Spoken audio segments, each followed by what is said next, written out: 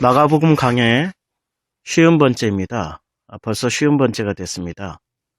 1장부터 시작해서 50강까지 이렇게 계속 진행되고 있는, 또 진행되고 있게 해주신 하나님의 은혜에 감사드립니다. 오늘은 주님이 말씀하셨던 그 씨 뿌리는 자의 비유 중에 그 길에 대해서 생각을 하는 시간을 가지겠습니다. 마가복음 본문 4장 4절에서는 뿌릴새 덜어는 길가에 떨어짐에 새들이 와서 먹어버렸고 라는 말씀이 있습니다. 길가에 뿌려졌는데 새들이 와서 먹었다. 우리는 이 전통적인 해석을 일단은 넘어서서 마가가 오늘 성경 본문에서 무엇라고 말씀하시는지에 대해서 집중하는 시간을 가져보겠습니다. 마가가 생각하는 길은 첫 번째 준비하는 과정, 둘째 안식일 규정을 어겼던 길, 셋째는 진리를 찾아 나선 길, 넷째는 정체성을 확인하는 길, 혼란스러운 길, 오해의 길, 영생을 얻는 길, 진리를 찾는 길, 고침을 받는 길, 믿음을 확인받는 길, 오해의 길, 인간 기대치의 확인의 길, 하나님의 도를 가르치는 길, 이렇게 다양한 형태로 길을 소개하고 있습니다. 마가의 특징 중에 하나가 길로 시작한다라는 겁니다. 하나님의 아들 예수 그리스도 복음의 시작이라 라고 말씀하시고, 그리고 그 복음을 외치는 선지자가 1장 2절에서 이사야의 글에 내가 내 사자를 내 앞에 보내니 그가 내 길을 준비하리라. 주님의 길을 준비하는 것으로 마가복음은 시작이 됩니다. 이게 바로 준비하는 길입니다. 그리고 1장 3절에서는 그 외치는, 그 길에서 외치고 있습니다. 광야에서 외치는 자의 소리가 있으되, 그래서 그 외침의 목적은 오실 길을 곧게 하는 겁니다. 그런데 주님의 길을 준비했던 요한, 또 주님의 길을 곧게 하라고 했지만, 정말 그 표면적으로는 예수님을 십자가에 달려 죽게 만든 그런 길을 가게 된 겁니다. 세례 요한도. 그러니까 그 길 자체가 결국엔 자기가 가지고 있는 어떤 이 세상의 구조, 이 땅의 구조라는 거죠. 제가 48강, 49강에서 두 번에 걸쳐서 설명한 이 땅의 구조, 즉 흑암과 공허와 이 혼돈이 가득 찬, 혼돈하고 공허하기 때문에 흑암으로 둘러싸일 수밖에 없는 이 땅의 구조에, 그 구조 안에 있는 그 길 안에 머물렀다라고 생각을 할 수가 있습니다. 또 2장 23절에서 보면 안식일에 예수께서 밀밭 사이로 지나가실새 그의 제자들이 길을 엽니다. 밀밭 사이에, 그 식량이 가득한 그 사이에 길을 열면서 갑니다. 그리고 이삭을 잘라버립니다. 무슨 내용입니까? 이 안식일 규정을 일단 어긴 겁니다. 그러니까 율법을 어겼습니다. 근데 율법을 어긴 목적이 무엇이죠? 이 밀이라는 것은 식량입니다. 먹을 겁니다. 마태복음 4장에 의하면은 사람이 떡으로만 살 것이 아니오라고 할 때 사람이 먹었던 떡, 구약 성경에서는 만나, 이 만나를 먹은 사람은 다 죽었습니다. 그러나 하나님의 말씀을 먹고 사는 사람은 살았습니다. 그러니까 이 세상의 식량을 해쳐서 길을 내버리고 진짜의 먹을 양식, 예수님에게 길을 열어주는 겁니다. 광야에서 외치는 자의 소리가 탄탄하게 주님의 길을 잘 준비한 것처럼 보였지만 실제로는 자기의 한계를 뛰어넘지 못하자 2장 23절에서의 그 길을 예수님은 제자들을 시켜서 이 세상의 구조, 이 밀은 어디서 나오는 겁니까? 땅에서 나오는 겁니다. 그 땅에서 나오는 그 밀을 다 그냥 헤쳐버리고 이삭을 잘라버리고 그리고 그 길을 열었다고 그랬습니다. 제자들이 길을 열면서 가는 겁니다. 세상 양식이 아닌 참 양식, 예수라는 양식을 주기 위해서 주님이 제자들에게 길을 열어라 말씀하시고 그 안식일날 밀밭 사이로 지나가 버립니다. 아니 길이 많은데 왜 하필 밀밭 사이로 왜 지나갑니까? 아니, 길 놔두고 밀밭 옆에 길이 있지 않습니까? 그 길을 지나가는데 왜 하필 밀밭 사이로 지나가면서 밀을 다 잘라버립니까? 그거는 상징입니다. 길을 준비하는 자들이 길을 준비하다가 좌절하고 넘어지고 마니까 예수님이 직접 오셔서 길을 열으신 겁니다. 8장 3절을 한번 볼까요? 만일 내가 그들을 굶겨 집으로 보내면 길에서 기진하리라. 결국에는 예수님이 길에서 기진할 사람들을 위해서 밥을 먹이신 겁니다. 식량, 양식을 먹이신 겁니다. 결국엔 길을 열었고 그 길에서 세상 양식을 먹고도 배고프고 힘들고 또다시 밥을 먹어야 되는 그 구조에 기진한 사람들, 그 사람들에게 주님이 말씀하십니다. 양식을 오병이어의 기적을 통해서 양식을 먹이십니다. 하나님으로부터 오는 그 양식을 먹이신 겁니다. 자, 지금은 4장 1절에서 혼돈하고 공허하고 흑암이 깊은 곳에 있는 그 세상 구조. 그런데 주님은 그 위를 운행하시다가 빛이 있으라 말씀하셨고 빛으로 새로운 세상을 새로운 세상을 만드셨습니다. 요한복음 1장에서 이루어졌고요. 이 현실적인 샘플, 그러니까 모델링이 지금 마가복음 4장에서 나타나고 있는데, 세상 양식, 이 땅, 혼돈하고 공허한 땅에서 재생산 구조로 만들어지고 있는 생산된 양식을 먹은 자들은 그 길에서 다 넘어진다. 심지어는 예수가 누구인지를 알고 있는 사람들조차도 넘어지고 만다. 그래서 주님이 직접 길을 내시는 겁니다. 제자들을 통해서 밀밭 사이에서 이 양식은 먹어봐야 다 죽어. 진짜 양식인 예수인 말씀으로 오신 예수 그리스도를 먹어야 살아. 그게 바로 내 살이요, 내 피요, 내 양식이야. 지금 성경은 계속 이 말씀하고 있는 겁니다. 예수를 먹어라.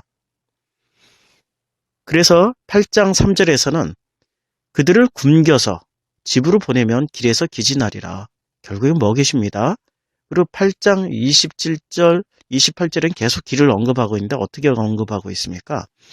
예수와 제자들이 빌립보 가이사랴 여러 마을로 나가실새 길에서 제자들에게 물어 이르시되, 길에서, 다른 데가 아닙니다. 지금 길에서 묻고 있습니다. 길에서 제자들에게 물어 이르시되 사람들이 나를 누구라고 하느냐라고 묻습니다.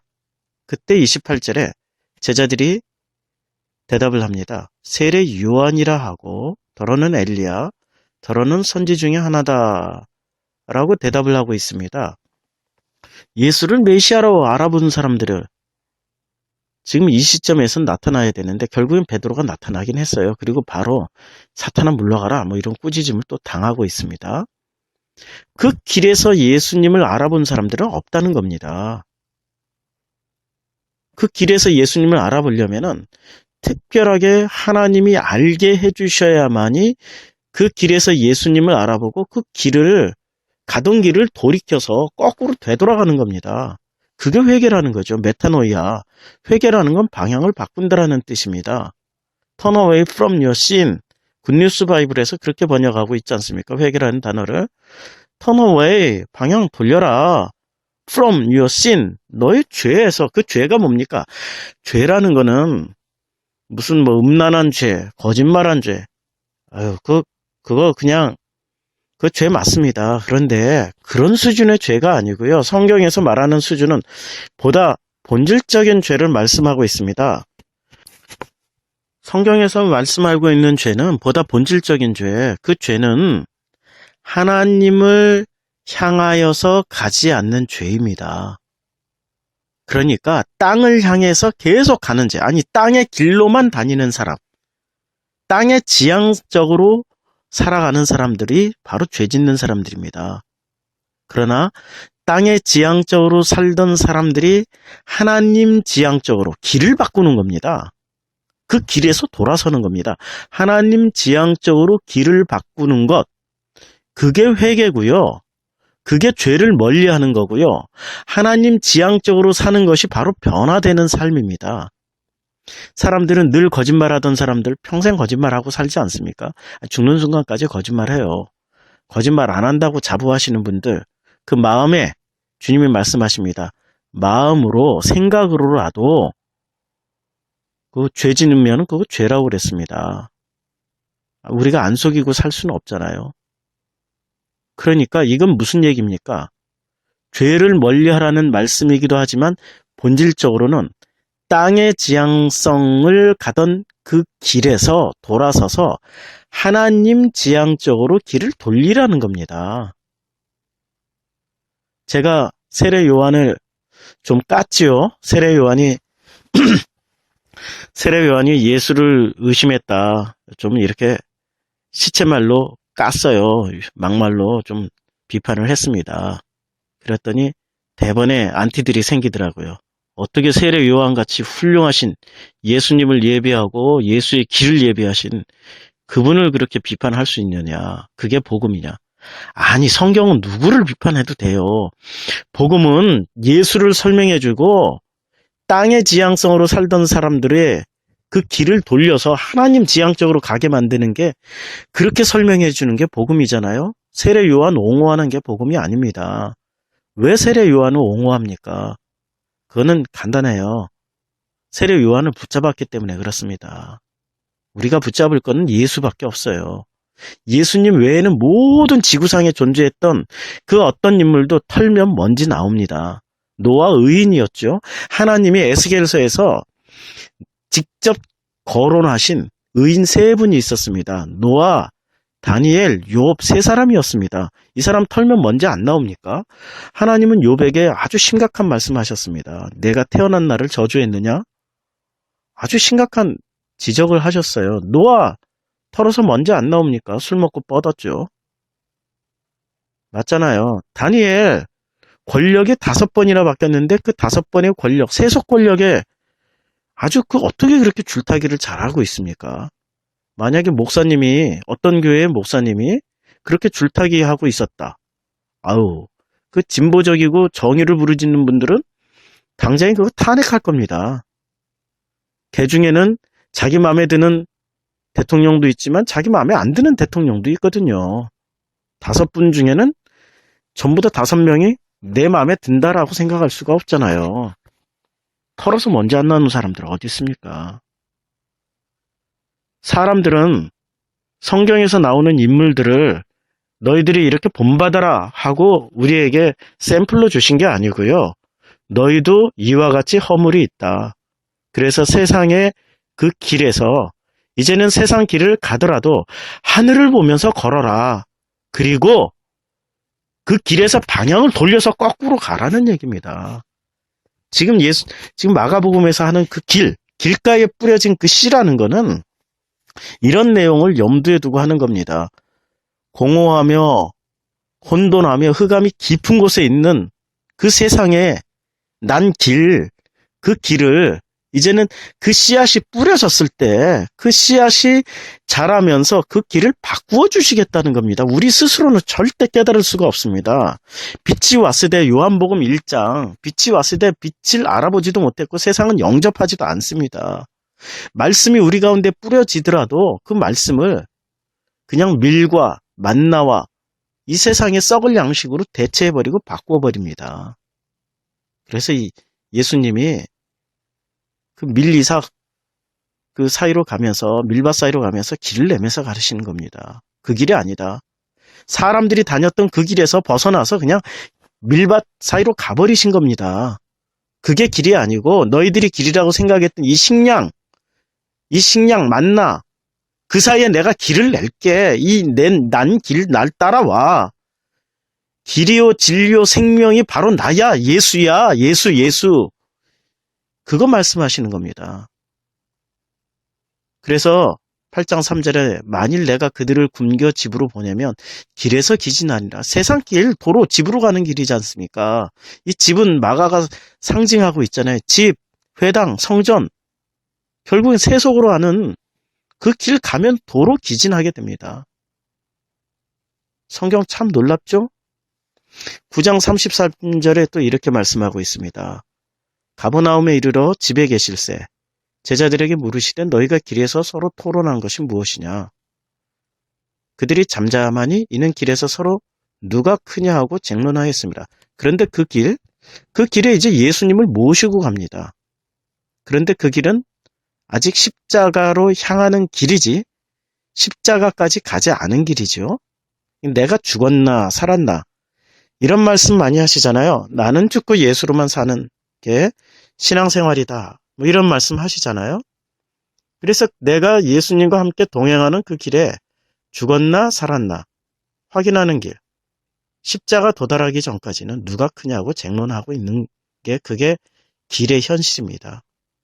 그 길에서는 이 세속, 혼돈하고 공허하고 흑암이 깊음이 있는 그야말로 이 세속의 길, 세상의 길에서는 그 누구도 그 십자가에서 주님이 죽여주실 때까지는 그 누구도 안 죽습니다. 누가 크냐고. 이 자존심 대결한 거잖아요. 선악과의 최고의 표현이 바로 자기 자존심이잖아요. 맞죠? 그거는 그 길을 가는데 타협하면서 가는 거죠. 혹은 세속지향적인 길을 가면서 땅의 지향성을 가지고 가면서 머리만 하늘을 쳐다보고 가는 거죠. 그렇게 확인하시면 돼요. 10장 17절에 이렇게 말씀하고 있습니다. 예수께서 길을 나가실새 한 사람이 달려와서 꿇어 앉아 묻자오되 선한 선생님이여 내가 무엇을 하여야 영생을 얻으리까? 길에서 만난 사람이죠. 근데 이 사람은 내가 무엇을 하여 영생을 얻으리까? 라고 말하면서 이 자기가 모든 율법을 다 지켰다라고 이야기를 합니다. 모든 율법을 다 지켰다. 그때 예수님이 뭐라고 말씀하시죠? 이 사람이 했던 얘기에 따지질 않습니다. 따지질 않아요.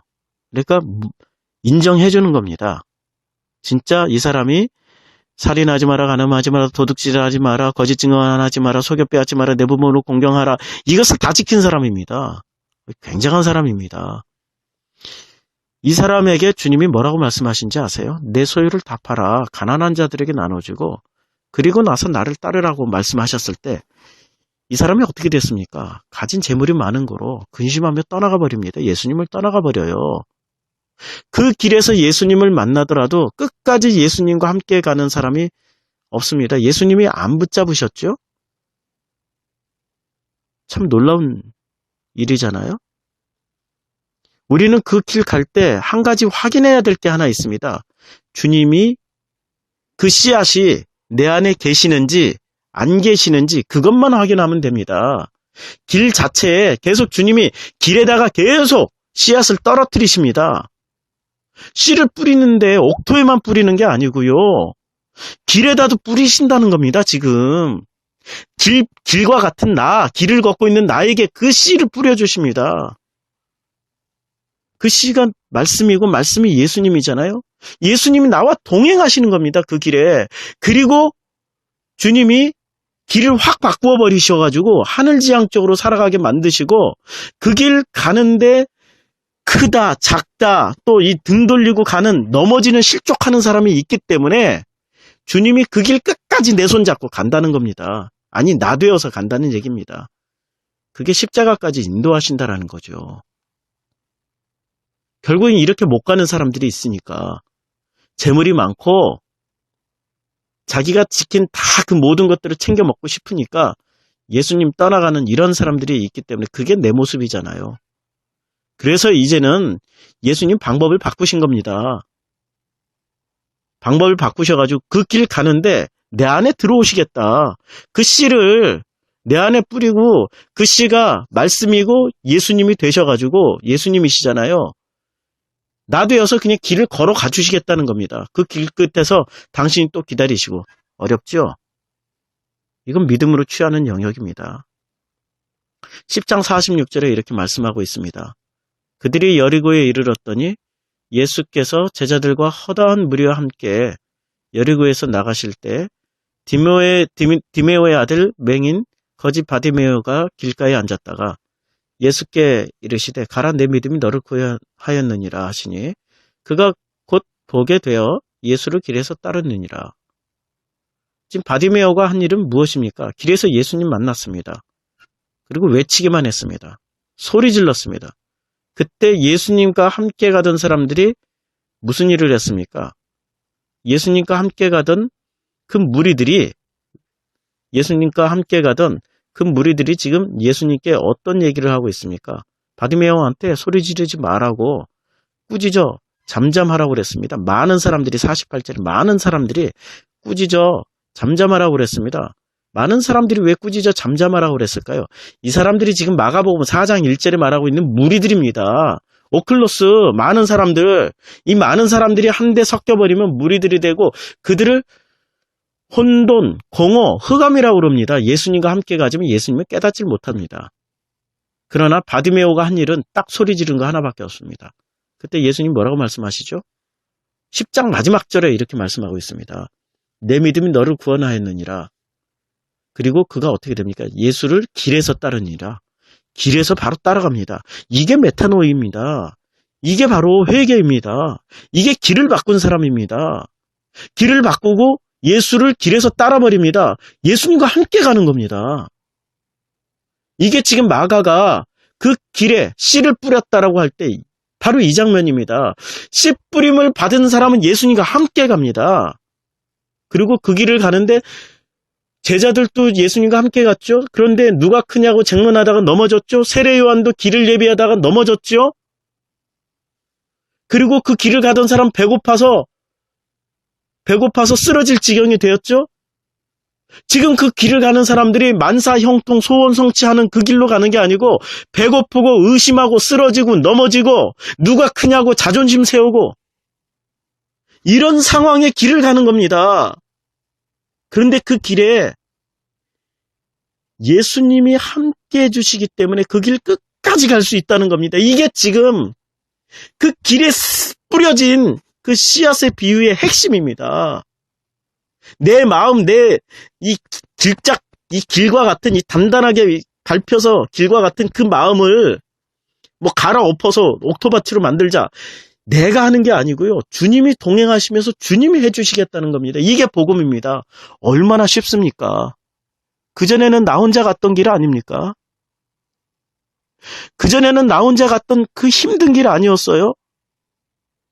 그런데 그 씨앗이 내 가는 길에 뿌려졌고 그리고 그 씨앗이 말씀이시고 그 씨앗이 예수님이 되어서 이제는 나와 함께 해주시는 겁니다.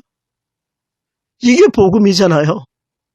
그 길 가는데 너무 외롭고 힘들고 어려웠었는데 그 길 가운데 예수님이 함께 해주시면서 끝까지 예수님의 손잡고 그 길 끝에 서 계신 그 하나님 품 안으로 인도하신다는 거. 지금 이 말씀하는 겁니다. 이 비유는. 이 비유를 이해하기 위해서는 나라는 주체가 흑암이고 혼돈이고 공허라는 것 깨닫고 빛이 왔을 때 빛을 깨닫지 못하는 그 자신이 나라는 걸 빨리 알으실 때 비로소 내 힘으로 가는 게 아니구나. 예수 그리스도의 은혜로 가는 거구나. 이 길 내가 혼자 가는 길이 아니구나. 예수님이 나를 붙잡고 가는 거구나. 이거 믿고 가는 겁니다.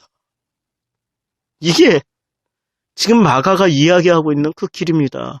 그런데 그 길에서요, 더 놀라운 장면이 있습니다. 마가는 11장 8절에 보면 많은 사람들은 자기들의 겉옷을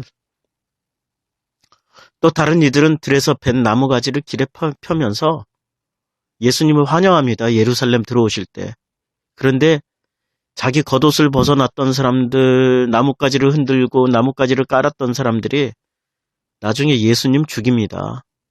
예수님을 죽여버리고 말아요. 길에서 만났던 결국 사람들은 예수님을 죽이는 일도 합니다. 그렇잖아요. 내가 날마다 하나님 지향적으로 살면서 아니 주님이 그 길로 인도하시고 나를 끌고 가는데 나는 누가 크냐고 변론하고 그 길을 준비하다가 예수를 의심하게 되고 그 길을 가다가 배가 고파서 쓰러질 지경이 되어서 다시 집으로 돌아갈 생각하고 집이 어떤 데입니까? 제가 말씀드렸죠. 집, 회당, 성전은 같은 구조란 세상 구조로 다시 들어갈 생각할 때 그게 다 예수님 죽이는 거 아닙니까? 맞잖아요. 그런데도 주님은 그 길 끝까지 내가 죽이고 있는데도 그 주님은 나를 떠나지 않고 나 되어서 그 길 끝까지 가시겠다는 겁니다. 그게 바로 은혜입니다. 그게 복음이라고요. 이 복음을 믿는 게, 그걸 믿는 게 그게 바로 믿음입니다. 내 힘으로는 절대 갈 수 없습니다. 내가 어떻게 그 길을 하나님을 향해서 길을 낼 수 있겠습니까? 땅의 길만 가던 난데 그 길 절대로 못 돌립니다. 절대로 그 길을 방향을 바꿀 수도 없고 그 길을 그 길 자체를 바꿔내는 그런 존재는 절대로 아닙니다. 그러나 주님이 밀밭 사이로 길을 내버리시고 우리의 길을 바꾸어 주십니다. 그리고 그 길 끝에서 아버지가 기다리고 계십니다. 탕자를 기다렸던 그 아버지가 기다리고 계십니다. 12장 14절에 이렇게 말씀하고 있습니다. 와서 이르되 선생님이여 우리가 아노니 당신은 참되시고 아무도 꺼리는 일이 없으시니 이는 사람을 외모로 보지 않고 오직 진리로서 하나님의 도를 가르치심이니이다. 가이사에게 세금을 바치는 것이 옳으니까 옳지 아니하나이까 뭐 이런 엉뚱한 소리를 합니다. 다 알고 있는데 그러나 가이사의 것은 가이사에게 그리고 하나님 것은 하나님에게 이렇게 지금 말씀하고 있는 그 내용이 이어지잖아요. 사람들은 이 땅에 속한 사람들, 혼돈하고 공허하며 흑암에 속한 사람들, 빛이 왔을 때 빛을 알아보지 못하는 사람들, 절대로 못 알아봅니다. 이렇게 질문하는 사람들이 수준이 어떤 수준입니까? 신학자 수준입니다. 목회자 수준이고요. 이 사람들 대단한 성경 지식을 가지고 있는 분들입니다. 이 정도의 논쟁을, 이런 질문을 할 수 있는 수준은 굉장한 수준입니다. 머리가 좋다고 깨우쳐지는 것이 아니고 IQ가 높다고 깨달아지는 것이 아니지요.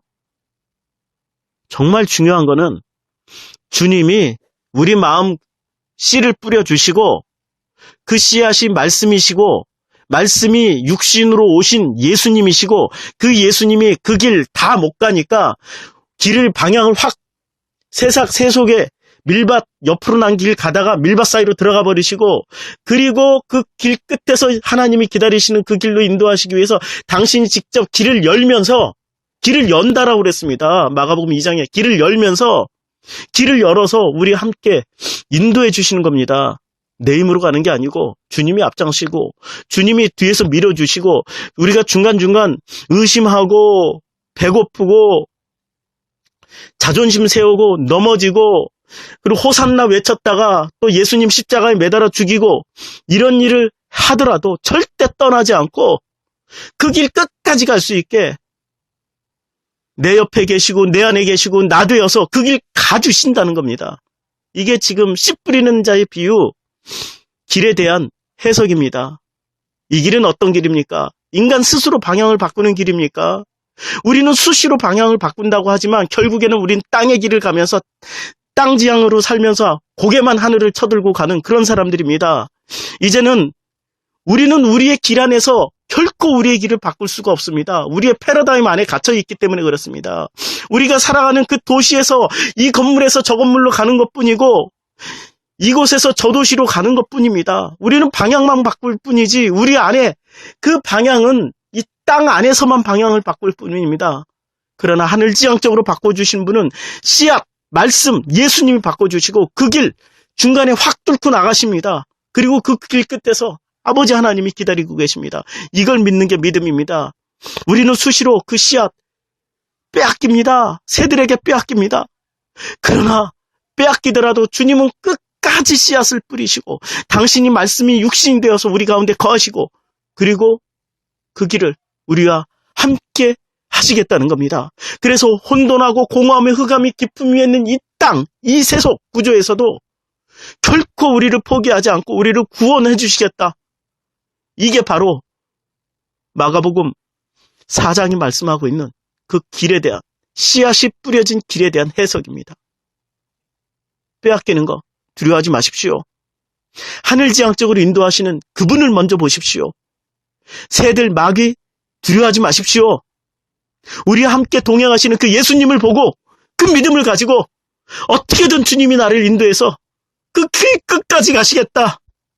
그 기대, 그 믿음을 가지고 가십시오. 그게 신앙입니다. 그게 바로 말씀이시고 말씀이 육신이 되신 예수님이시고 그 예수님이 그 길에 뿌려지는 겁니다. 내가 가는 그 길에 뿌려져서 내 길 바꿔주시고 나를 인도해 주십니다. 이걸 믿는 게 믿음입니다. 기도하겠습니다.